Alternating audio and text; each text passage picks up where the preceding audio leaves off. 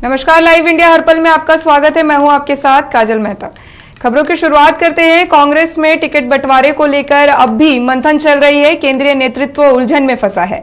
रांची संसदीय सीट से पूर्व केंद्रीय मंत्री सुबोधकांत सहाय का नाम पहले आगे था, लेकिन केंद्रीय नेतृत्व में धनबाद से ददई दुबे, गोड्डा से फुरकान अंसारी की दावेदारी उम्र ज्यादा होने के आधार पर खारिज कर दी है। अब सुबोधकांत सहाय को टिकट देना आसान नहीं है।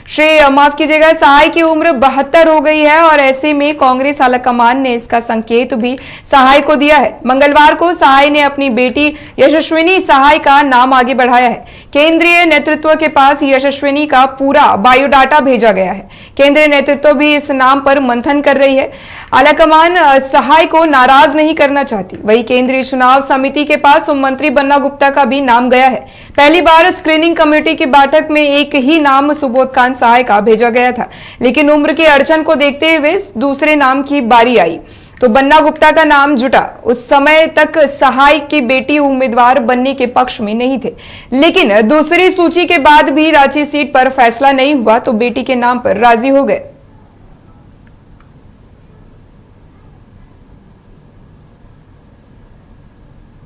हमने और छोटा नागपुर संथाल परगना का झारखंड डेवलपमेंट अथॉरिटी नाम देके शिबू सोरेन का उसको अध्यक्ष बना दिया, अजय, क्योंकि गृह मंत्रालय के अंदर ही था।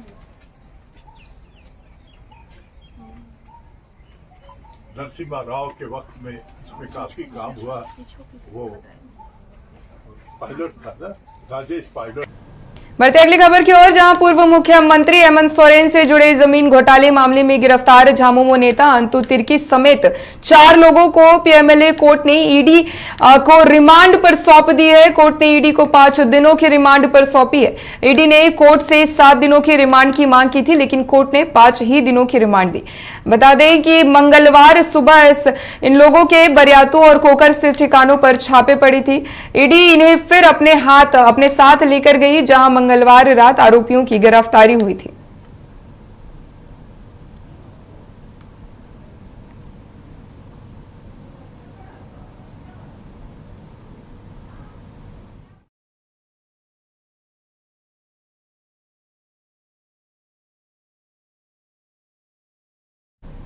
बढ़ते अगली खबर की ओर, जहां उप मुख्यमंत्री सम्राट चौधरी ने भाजपा कार्यालय में प्रेस वार्ता को संबोधित किया।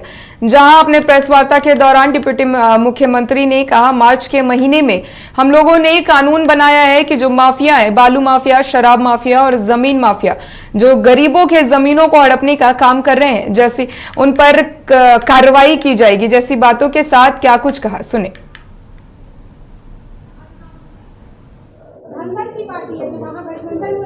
आज प्रथम फेज के कुछ मिनटों में प्रचार अभियान समाप्त हो जाएगा और इसके बाद परसों जो है 19 तारीख को पहले फेज का मतदान शुरू हो जाएगा। आपके माध्यम से मैं पूरे बिहार में जो 4 सीटों पर चुनाव हो रहे हैं, औरंगाबाद, गया, नवादा और जमुई,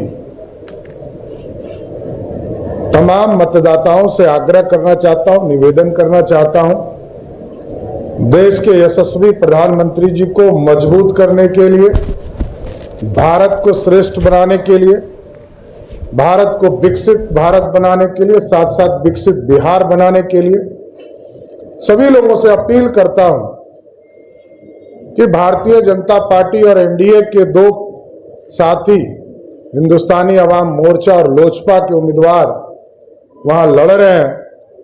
आदरणीय नीतीश कुमार जी का समर्थन एनडीए को प्राप्त है।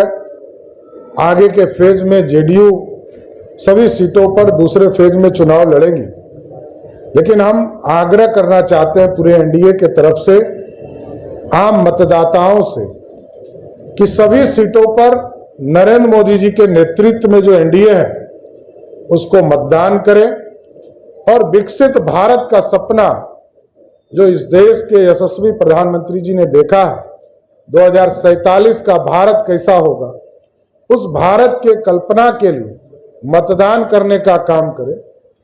और प्रधानमंत्री जी ने स्पष्ट तौर पर अपने संकल्प के माध्यम से बताया कि गरीबों को 4 करोड़ से अधिक घर हम उपलब्ध करा चुके हैं और 4 करोड़ घर पिछले 10 साल में उपलब्ध कराया गया है और आगे किसी भी कोई भी देश में गरीब वर्ग के लोग हैं उनको पक्का मकान देने के लिए 3 करोड़ घर और अधिक बनाने का काम भारत की सरकार करेगी। इसके साथ साथ बिहार में लगभग 55 लाख लोगों को पक्का मकान प्रधानमंत्री आवास योजना के माध्यम से दिया गया। बिहार की सरकार ने जो 96 के पहले घर बने हैं उसको आदरणीय नीतीश कुमार जी ने सहमति दिया है कि वैसे घर को भी हम बनाने का काम करेंगे। जो ध्वस्त हो गए हैं, टूट गए हैं, उनको भी मरम्मती के लिए भी पैसा देंगे और 96 के पहले जो घर बने हैं उनको अलग से भी बनाने का काम करेंगे। इसके साथ साथ विशेष तौर पर आयुष्मान भारत जो हेल्थ कार्ड है, हम लोगों ने पिछले मार्च महीने में लगभग 2 करोड़ से अधिक लोगों का हेल्थ कार्ड बनाने का काम बिहार में किया और ये गारंटी है अब किसी भी हॉस्पिटल में जिनको भी नेशनल फूड सिक्योरिटी एक्ट के माध्यम से जिनको भी 5 किलो अनाज मिल रहा है वो 5 लाख तक का इलाज कराने का काम किसी भी हॉस्पिटल में कर सकते हैं जहां भी इम्पैनलमेंट का काम आयुष्मान भारत का है। साथ ही साथ बिहार को विकसित बनाना है। कई एक्सप्रेसवे हम बनाने का काम आगे के दिनों में करेंगे, चाहे वो बक्सर से लेकर भागलपुर हो, अभी 4 लेन बन रहे हैं, इसको हम लोग 6 लेन में अपग्रेड करने का काम करेंगे, एक्सप्रेसवे बनाएंगे। रक्सौल से पटना और पटना से हल्दिया कलकत्ता तक जो है एक्सप्रेसवे बनाने का काम किया जाएगा। पटना से पूर्णिया एक्सप्रेसवे बनाने का काम किया जाएगा और सिल्लीगुड़ी से गोरखपुर। ये पूरी तरह बिहार में सरदार अटल बिहारी वाजपेयी के बाद इतना बड़ा इंफ्रास्ट्रक्चर का काम आदरणीय प्रधानमंत्री जी के नेतृत्व में होगा। इसलिए विकसित भारत बनाना है और साथ ही साथ मुद्रा लोन के लिए भी कि मुद्रा लोन के माध्यम से लगभग 42 लाख करोड़ रुपया का उपलब्ध कराया गया, जिससे नौजवान मुद्रा लोन के माध्यम से, स्टार्टअप के माध्यम से रोजगार सृजन का काम कर रहे हैं, रोजगार देने वाला बन रहे हैं। कुछ लोग सिर्फ बयानबाजी करके लोगों को यह कह रहे हैं कि 17 साल बनाम 17 साल, 17 महीने में अपने जिस विभाग के मंत्री थे, चाहे वो पथ निर्माण हो, चाहे वो नगर विकास हो, चाहे वो हेल्थ डिपार्टमेंट हो, चाहे वो RWD हो या पर्यटन हो, उसमें एक भी वैकेंसी नहीं निकली। यही है क्वालिटी ऑफ वर्क। बढ़ते अगली खबर की ओर, जहां WFI के पूर्व अध्यक्ष और बीजेपी सांसद ब्रजभूषण शरण सिंह यौन उत्पीड़न मामले की सुनवाई के लिए गुरुवार को दिल्ली के राउज एवेन्यू कोर्ट पहुंचे और यौन उत्पीड़न मामले में आगे की जांच की मांग करते हुए एक आवेदन दायर किया। कोर्ट ने ब्रजभूषण शरण सिंह की अर्जी पर 26 अप्रैल के लिए फैसला सुरक्षित रख लिया।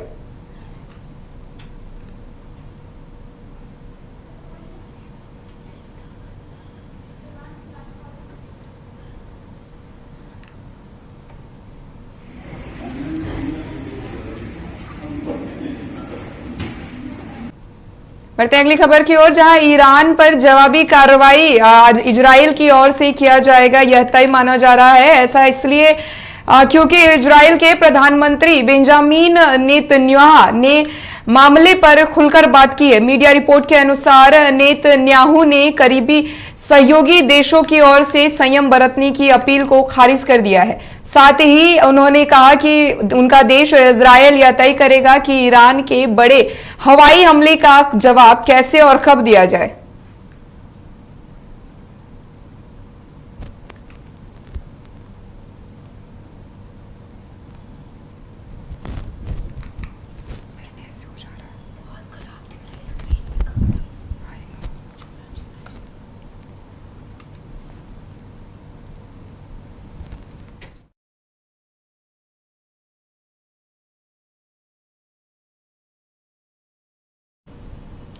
बढ़ते हैं अगली खबर की ओर, जहां जम्मू कश्मीर के अनंतनाग जिले में बुधवार की देर शाम आतंकियों ने बिहार के एक युवक की गोली मारकर हत्या कर दी। युवक की पहचान राजा शाह के रूप में हुई है। आतंकियों ने बिजबहरा इलाके के जबलीपुरा में राजा शाह को नजदीक से गोली मार दी। इससे वह गंभीर रूप से घायल हो गए। उसे तत्काल अस्पताल ले जाया गया, जहां उसने दम तोड़ दिया। मीडिया रिपोर्ट्स के अनुसार आतंकियों ने राजा शाह को 2 गोलियां मारी। पुलिस की तरफ से पूरे इलाके को घेर कर सर्च अभियान शुरू कर दिया गया। यह घटना अनंतनाग लोकसभा क्षेत्र में हुई है, जहां 7 मई को तीसरे चरण में मतदान होना है। बता दें, इस मामले पर कई तरह की चीजें भी सामने आई है, जहां खुद वहां के पूर्व मुख्यमंत्री ने भी इस बात पर अफसोस जाहिर किया है और साथ ही साथ बिहार के भी पूर्व उप मुख्यमंत्री तेजस्वी यादव ने इस बात पर अफसोस जाहिर किया है और साथ ही साथ कहा है कि वहां की पुलिस को ध्यान देने की जरूरत है। देखिए क्या कुछ कहा माफ कीजिएगा तेजस्वी यादव ने। इसका कोई जानकारी नहीं है। आप लोग सब लोग जानते हैं, अगर ऐसी कोई बात होती है तो ये चीज टॉलरेट नहीं की जाती है, पहली बात है ना। हमको इसकी कोई जानकारी नहीं है। उन्होंने प्रेस कॉन्फ्रेंस किया और एक वीडियो डाला है जो जनता के बीच, मतलब मंच के नीचे जब हम भाषण दे रहे थे, तब हम तो अपना भाषण दे रहे हैं, है ना। उसमें तो कुछ समझ में आता नहीं। लोग जो है नारे लगाते हैं, कौन क्या बोल रहा है, कोई अपने वीडियो बना करके डाला है उसमें। तो ऐसी बात जो है, हमको लगता है कि इस बात को जो है सब लोग समझते हैं कि क्या है नहीं है। हम लोगों को भी कई लोग ऐसी गालियां देते होंगे पब्लिक में, वहां नीचे बैठ करके कौन वीडियो बना रहा है, कौन क्या बोल रहा है, नीचे से ऊपर थोड़ी सुनाई दे रहा है। तो ये बात जो है पतंगर इसका नाम बनाया जाए तो ज्यादा अच्छा। हो गया भाई। राहुल गांधी भी बिहार आ रहे हैं सेकंड फेज के चुनाव में, क्या कहेंगे? अरे चुनाव है तो सब लोग आएंगे और आएंगे तो अपने लोगों के लिए प्रचार तो करेंगे और पूरे देश भर में करेंगे। कल 4 सीटों पर मतदान होने वाले हैं, क्या कहेंगे? देखिए, चारों सीटों पर लगभग हमने 40 जो है सभाएं की है। हम लोग ग्राउंड पे ब्लॉक जा करके सारी रिपोर्टिंग ले रहे हैं। हम लोग चारों सीट जो है फर्स्ट फेज का हैवी मार्जिन से, बहुत बड़े मार्जिन से चारों सीट जीतने जा रहे हैं। नहीं, उसके लिए तो मुआवजा सरकार को उठाना चाहिए, देखना चाहिए। उसके लिए जितना भी मतलब कि होगा काम, उसके लिए हम लोग भी आवाज उठाएंगे, बोलेंगे अपने तरफ से भी। बढ़ते हैं अगली खबर की ओर, जहां बिहार की पटना राजधानी से एक बड़ी खबर है, जहां बीती शाम हज भवन के पास अपराधियों ने गोली चलाई है। 4 चक्का वाहन में सवार 2 व्यक्तियों पर गोली चलाई गई है। दोनों युवक घायल हुए। दोनों युवक को आईजीएमएस पहुंचाया गया। सचिवालय थाने की पुलिस और सेंट्रल सिटी एसपी घटनास्थल पर पहुंचे। घटना की छानबीन की जा रही है। घायल को आईजीएमएस अस्पताल पहुंचाया गया, जहां उनकी जांच चल रही है, जहां उनका इलाज चल रहा है। फिलहाल पुलिस मामले की तफ्तीश में जुड़ी हुई है।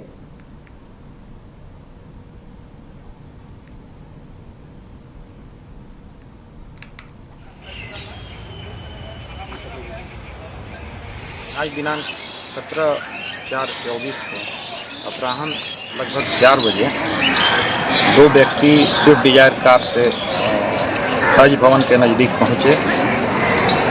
हज भवन के निकट पहुंचने पर 2 बाइक पर सवार 4 अपराधकर्मी इनको रुकवाकर बात किए और इन पर गोली चला दी, जिसमें दोनों व्यक्ति घायल हो गए। दोनों व्यक्ति को आईजीएमएस में भर्ती कराया गया है। ये एक व्यक्ति का नाम राजू कुमार है, जो जगमाल बिघा शुरूपुर के रहने वाले हैं, और दूसरा जो ड्राइवर है उसका नाम बबलू कुमार है, जो मधेपुरा का रहने वाला है। दोनों व्यक्ति अभी उनका इलाज किया जा रहा है और ये खतरे से बाहर बताए जा रहे हैं। घटनास्थल पर सीसीटीवी फुटेज अवलोकन किया जा रहा है और अपराध कर्मियों की पहचान और अपराध में प्रयुक्त गाड़ी की पहचान की जा रही है। अन्य बिंदुओं पर भी अनुसंधान जारी है। फिलहाल इस बुलेटिन में मेरे साथ सिर्फ इतना ही, लेकिन जल्द होगी मुलाकात। दीजिए इजाजत। नमस्कार।